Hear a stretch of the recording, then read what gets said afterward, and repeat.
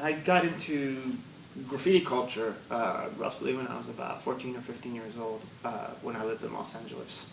I got into a couple of tagging crews and ran around with a spray can and doing my graffiti tags around town.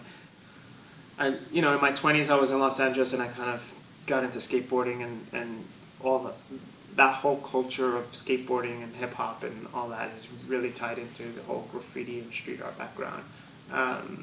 I think the first time I kind of landed on street art was seeing some of Banksy's work online many years ago and really loving it, loving the idea of putting art outside.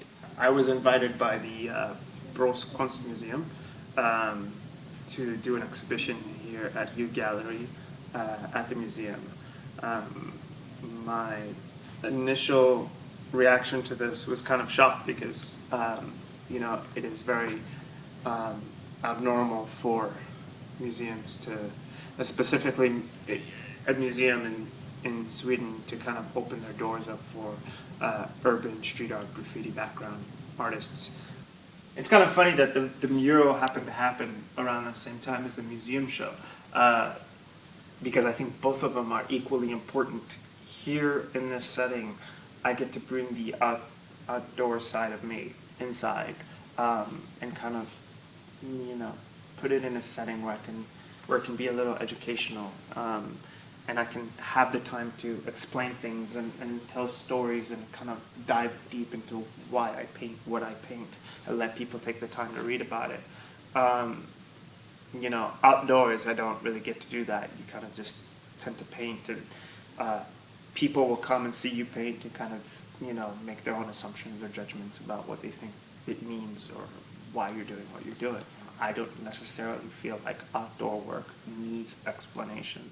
The days that I was outdoors painting, people kept asking if it's okay to take a photo, and I kept telling people, it's your mural, it's not mine. I may be the guy putting it up, but at the end of the day, this painting belongs to the city. It's the community's piece.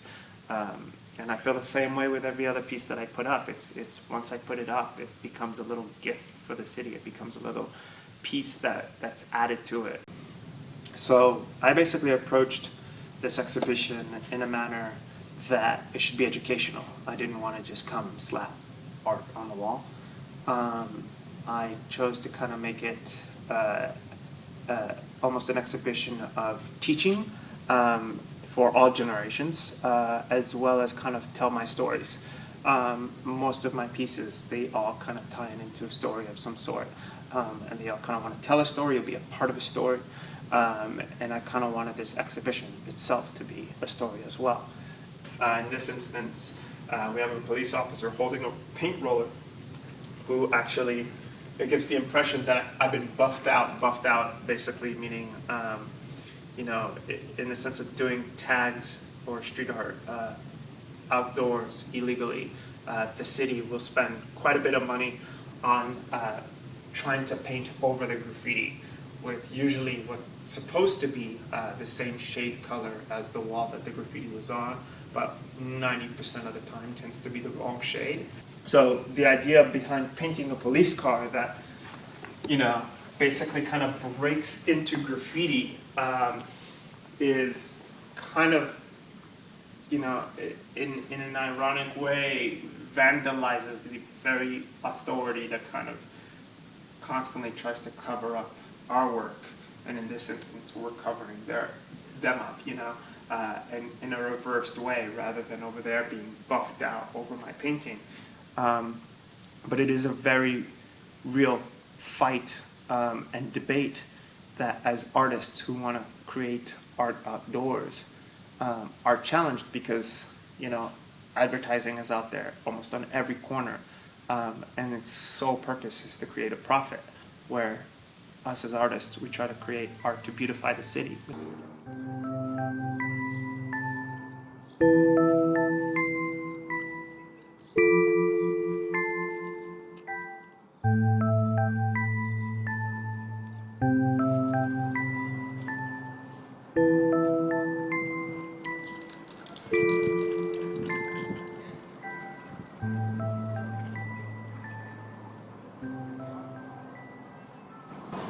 kind of funny, like everybody says, oh, you know, the dollar horses, they're from Dalarna. These dollar horses, the realistic ones, will be known as the dollar horses from Borås.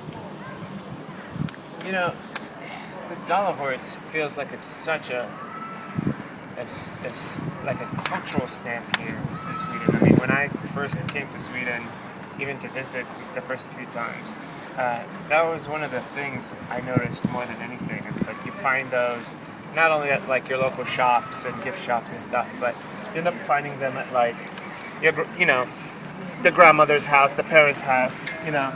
And it was one of those things that everybody knew what the dollar horses were, young and old.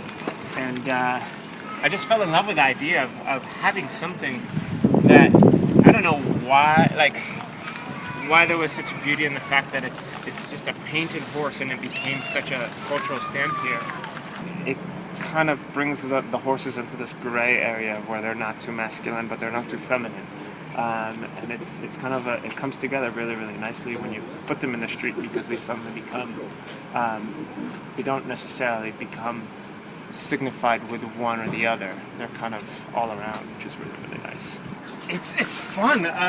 You know, I've only been here for about a year and a half, and majority of the times that I've painted these dollar horses or other things throughout Borås in Sweden have always been without permission.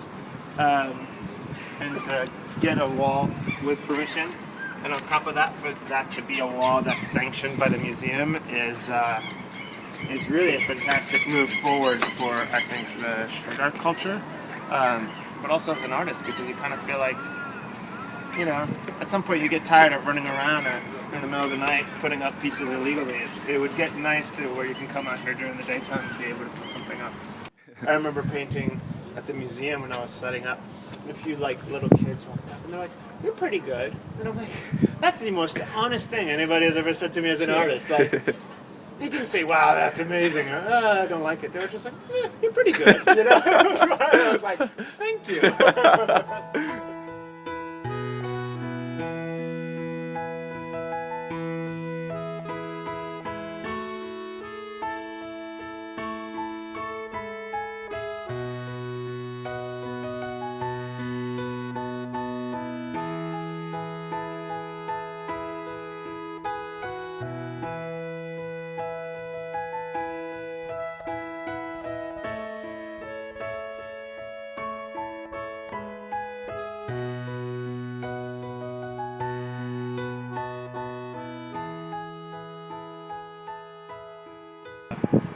It's kind of nice to see the people who usually walk by here, who've gotten so used to just seeing white walls, all of a sudden see something stand out, and really kind of makes them stop.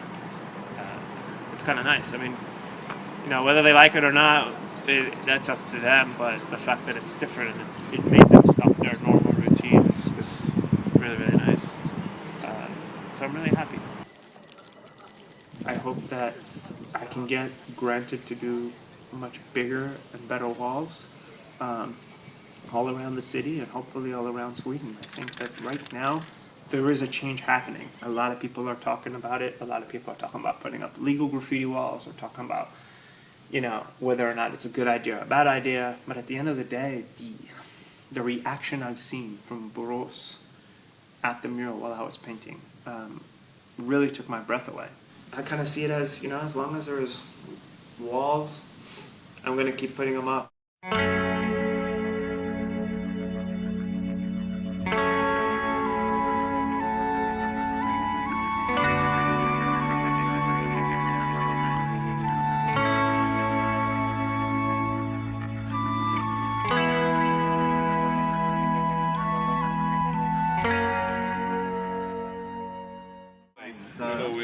I have slept under the horses for at least 5 nights. Yeah, so I have nightmares. You know them very well. Nightmares. now you'll see him here. Yeah. He's going to get confused. He's going to start sleeping down here. Wait, this isn't his house? What's going on? That would be nice.